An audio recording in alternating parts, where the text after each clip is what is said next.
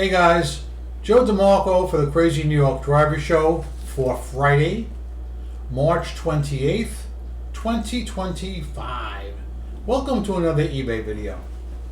Tonight I'm going to be discussing as my main topic, Wild, Wicked, Weird Wednesday. The Wednesday that just passed, where every possible bad thing that can happen to an eBay seller happened to me in one day. It's like I woke up and I was in eBay hell. Okay? We're also going to talk, as time permits, about blocking troublesome people on eBay, getting unfair negative feedback removed again, best offers that are literally 25% of your asking price, a glitch when giving refunds for items that are being sent back, returns. Also, return to sender, address unknown, and as many other topics as I can squeeze in half an hour.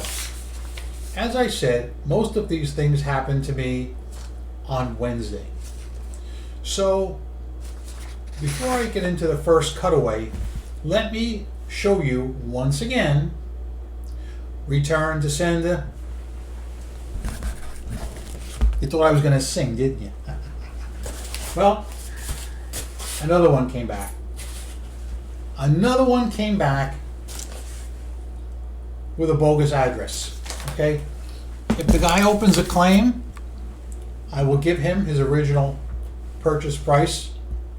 Otherwise, no, he's not getting the shipping back. It's really amazing how many eBay buyers don't have a valid address on file. Just crazy, man. Okay, now let me start off with a problem that I've been encountering with returns. As you know, I get a lot of returns, and lately more than usual. This week alone, on Weird Wednesday that just passed, I had 2 returns come back, meaning I received them on Weird Wednesday. So I go to give them a refund, and I encountered a problem, not once, but on both refunds. It's something that's been happening to me in the past, but now it's getting worse, and I want to bring it to your attention. And while I'm away on the cutaway, I'm also going to talk about a problem with a bad eBay seller. I kind of mentioned this a week or two ago, and I wasn't sure there was going to be a problem. Well, there is a problem. We're going to talk about that. Before I do the cutaway, since you guys seem to like it so much, let me show you. I do have my dog in her position. Right there. Okay? So she's ready for the video. I may need her help at some point. If she disagrees with something I say or wants to chime in, you'll be hearing from her. But anyway, it's time for the first cutaway, where I'm going to show you a glitch with returns, and I'm going to talk about a not so good eBay seller. Okay guys, let's get started with some of the returns from that wild, wicked Wednesday that just went by.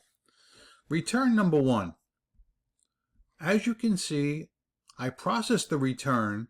The buyer claimed just didn't like it, but just like always, the item did not relist, even though I had checked off that particular feature. So I had to try and manually relist it again. Was this a one-time shot? Or is this something that's going to continue to happen? Well, let's find out. Return number 2. Same thing. Oddly enough, this buyer also claimed just didn't like it. Once again, it did not relist.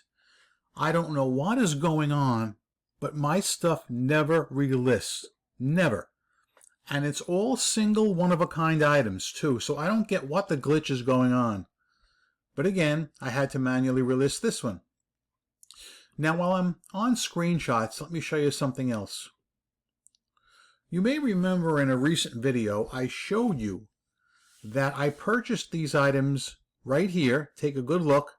The date, if you can see it right here, was Wednesday, March 19th. When I made my video on Friday night, I told you guys that the seller still had not printed the label, and I was getting concerned.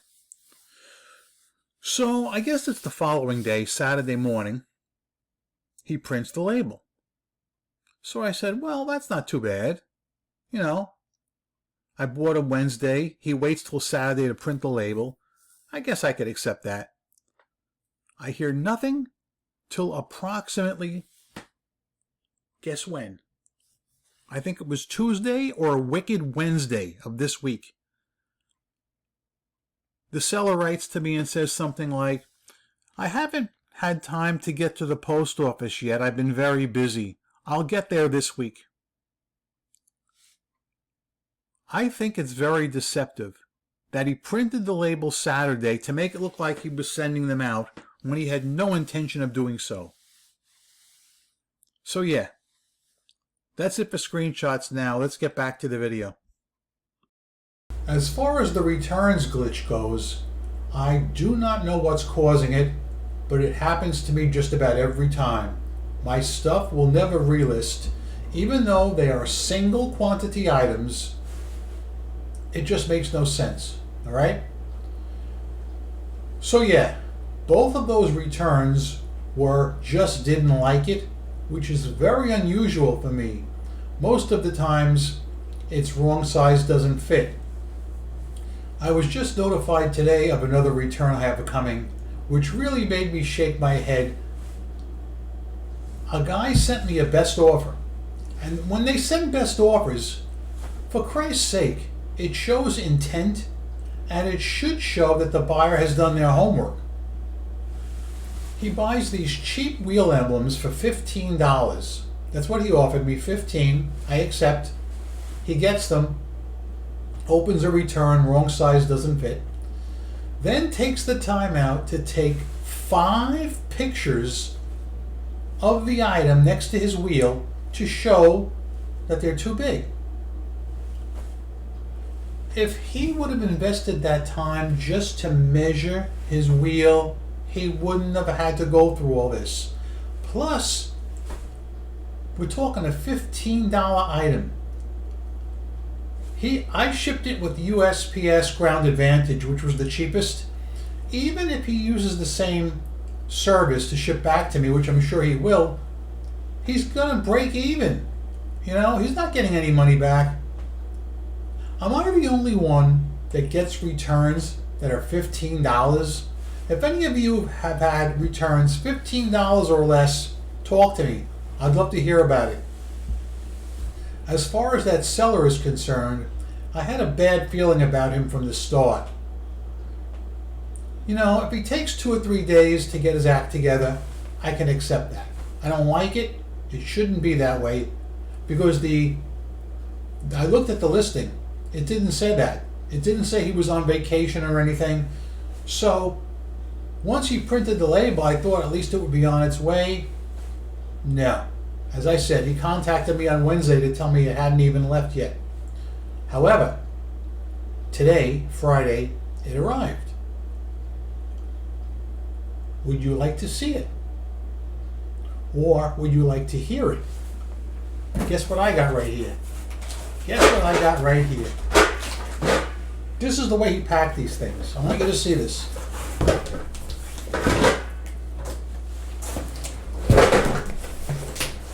Can you hear this? Oh, sorry. I didn't mean to scare you. I scared the dog. She's up and running. Sorry. Come back, Molly.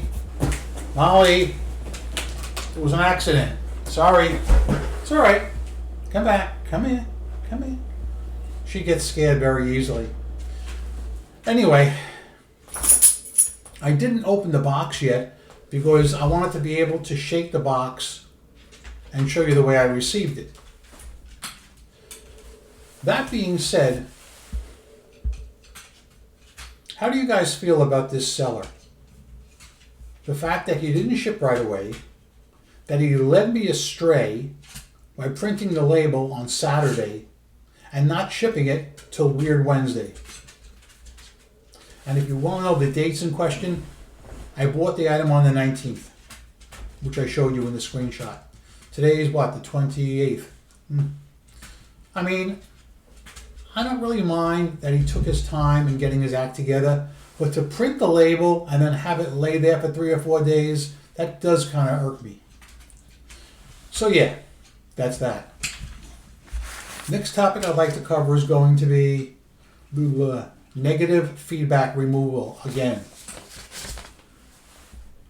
Remember the story I told you last week about the stupid bint who bought my wire wheel and tried to yank the center out of it and broke it? In other words, she was trying to modify it from its original purpose. You won't believe this. The same goddamn thing happened again this week. Here's how it went down. A person sent me a best offer on an item. And in the love note, he wrote, "I'm sending you an offer for less money because the items are scratched and damaged, and one of them has a discolored emblem." Everything he said was true. And I was glad that he put it out there because it tells me he's understanding that he's getting something less than perfect. I accepted his offer, shipped his items. Never heard a word from him until I got a big fat red dot, negative feedback, complaining. Basically what he said, I have it on my phone, I just don't feel like calling up the picture right now. Basically what he said was the item was scratched and that he also broke a center trying to get it out and replace it with one of his. I don't understand these handy Andes all of a sudden are coming out of the woodwork. These people don't have the aptitude for it, and it shows big time. He even wrote in the negative feedback, "Even though I broke the center, I still would have bought the items from him, but I would have offered him less money." Really? So I requested a call back, got my call back within 25 seconds,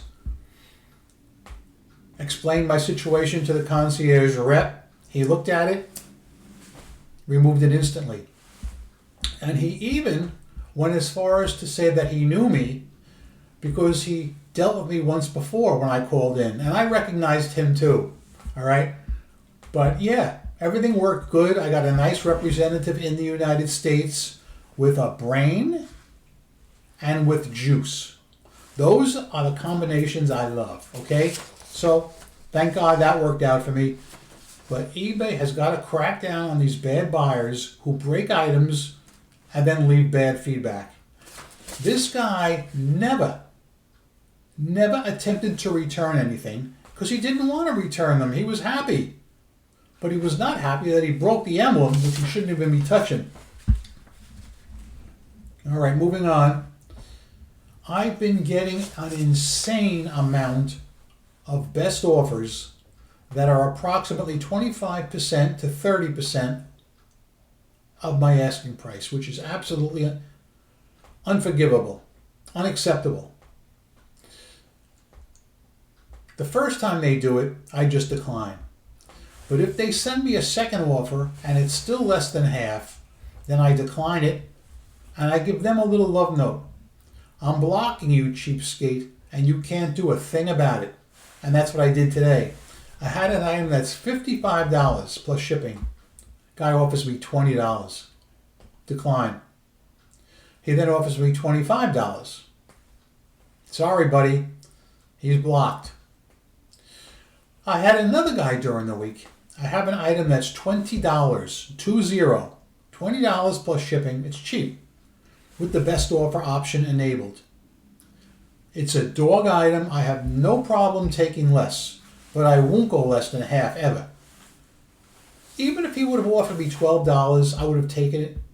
So what does this joker do? He writes to me, and what does he ask me, class? Exactly right. What is the lowest price you will go on this item? I responded with the truth.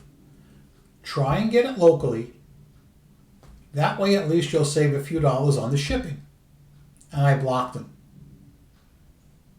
But that's not the whole story. This happened yesterday. About 8 hours later, a second account comes in and buys the same obscure item for my asking price of $20. This is an item I've had on sale for 2 years. Nobody's bought it. So do you think that two different people in one day wanted it? I would bet the farm that this guy's got numerous eBay accounts. And it seems to me that most eBay sellers and buyers do have numerous eBay accounts, which is weird. I know people that extol the virtues of having a buyer account and a seller account. I've always had the one account since 1999 that I've used for everything. I don't need two accounts.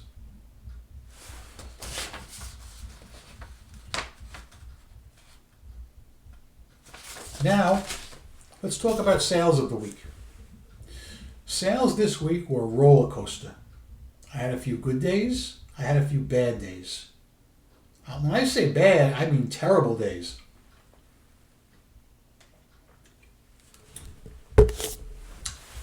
The only way I seem to be able to generate traffic is to run my 36-hour blockbuster sale. This week I was alternating with 36-hour sales. So let's say on Monday afternoon, I would launch a 20% off sale for 36 hours. That would bring people in. They would come in, but they would not hit buy it now. They still would go right to the make offer button. So to put it mathematically, if I have an item that's $100 normally, and I'm running a 20% off sale, it's now $80. But that is still not even what they want to spend. They'll go to the best offer button. And if they hit me with, let's say, 60 or more, usually I'll accept it because I have a decent profit margin. You know, I keep my powder dry, as they say, and I can afford to give breaks like that. But if they come through with $20 or anything like that, they'll be blocked pretty quick. After the first 36-hour sale, I launched a 10% off sale. It was like night and day. You know, sure, I ran up a few sales, but nothing close to what I was doing with the 20% off sale. I tried a 15% off sale. Nah, that wasn't very good either. But the 20% is definitely bringing them in. And since a lot of the people are buying dog items, I don't have a problem with that at all. Anything I can do to increase sales is something I'm interested in hearing about. Earlier, I told you guys about how I got the unfair negative feedback removed. I forgot to tell you a couple of points that I'd like to bring up now. The person who left me the negative feedback had a feedback score of 10. 10. That means he may have even bought more than 10 things, but that just is 10 sellers left him positive feedback. Okay? Out of those 10, how many positive feedbacks do you think this dickhead left? The correct answer would be 0. How many neutral feedbacks do you think this dickhead left? The correct answer, once again, would be 0. How many negative feedbacks do you think this dickhead left? 1. For cute Joey. So what that tells you is if he was satisfied with 10 people, he didn't care to leave them positive feedback. He only leaves negative. And I've been noticing quite a few buyers like that leave only negative and neutral feedback. There's a lot of good examples being showcased in the Facebook groups. I really urge you guys to check them out when you get a chance. And like I said, everything worked out good. Thankfully, eBay Concierge lately has been on point, and they can see that some buyers are just unreasonable. And once again, guys, I hate to beat a dead horse, but I won.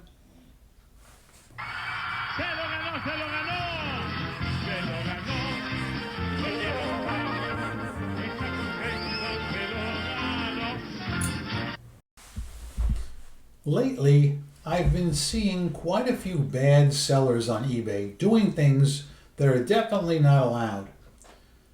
One of the things that comes to mind is what they call a choice listing, whereas they might be saying, blue sweater, $10, buy it now. You get your choice of light blue, dark blue, navy blue, sailor blue, bluey blue, and of course all of them are used, and you get to pick. Sometimes they even have numbers, number 1, number 2, number 3. That is wrong on every level. On every level. He should have separate listings for every one of those sweaters. Now, another thing people do that really irks me, and it's not really against eBay rules, I don't think it is, although it could be considered spamming. A person might have 20 of a certain item. Exactly the same, he's got 20. So instead of doing a quantity listing, you can buy 1, 2, 3, 4, like I do. He will put 20 independent listings of the same thing, all in a row. So when you're searching for this item, you're just hit with spam from this one seller. And there's really no way to weed it out. The same people continually do it. I'm not going to throw out any names, but there's a few businesses that love doing that kind of thing. I don't know what they think they're getting. If anything, it's turning people off. Just like these eBay nag messages turning people off. Recently viewed. I know what I recently viewed. If I was interested in it, I would have put it in my watch list. And I don't put them in my watch list because when I do, I get nag messages about items I'm watching. You know? eBay, if you're watching, please stop harassing prospective buyers and trying to force feed them. People know what they want. The only time you should ever remind a buyer about something he's watching is if it's in his watch list and the listing is ending in 5 minutes. Then I say go for it, because maybe he'll want to snipe the auction. Okay? 5 minutes, just one reminder. Not a litany. You can lead a horse to water, but you can't make him drink. That being said, guys, I'm Crazy New York Driver, you're not. Thank you for watching this video. I hope you found it helpful and informative, and dare I say, enjoyable. Please feel free to comment on any of the topics I brought up, or any of the eBay topics you think you would like to bring up. I hope you make a lot of money on eBay this week. Rock on and peace.